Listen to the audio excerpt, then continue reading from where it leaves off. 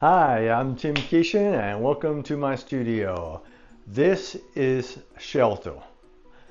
This is part of the Artist Studio series, and this is Eric Sloane's studio.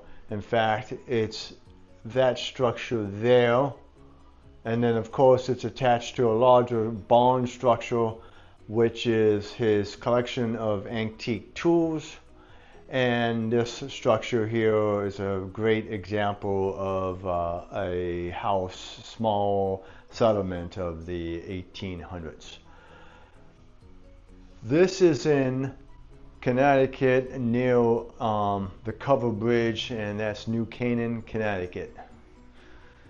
Next door to this complex is another area of interest, and it's the Connecticut Antique Mechanical Association. So in this particular area, you have a lot of history that dealt with America and also Connecticut's history.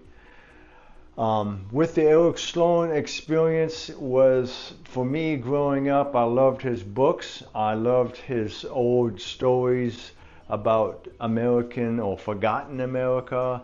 He would write books about tools, hand tools, farming tools, barns, all kinds of barns on the East Coast, West Coast, the different designs of the barns themselves and what it meant with the roof structure and what these barns did. Some of them were tobacco, some of them were for horses, some of them were just simply utilitarian.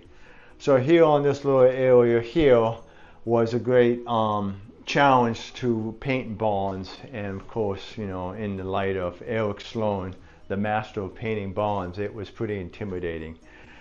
Here in this particular painting, the palette that I have is completely opposite from Eric's palette. Eric's palette is more of earth tones and working with oil paints. Here, this is a typical southern New England day in the first week of May, where the light is just incredible with slightly overcast sky or a cloud in front of the sun, and the trees are just coming out, just budding out, and you just get this intense lime green. It almost looks like it's fake, and it's so hard to capture. So this was a lot of challenges here. I wanted to get this shadowing effect that went along the front. That's kind of hazy, but yet it was sunny, and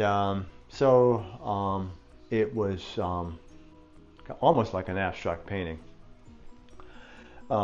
Later on, after I painted this painting and posted on my website, someone mentioned to me that he was also a person who was involved with weather.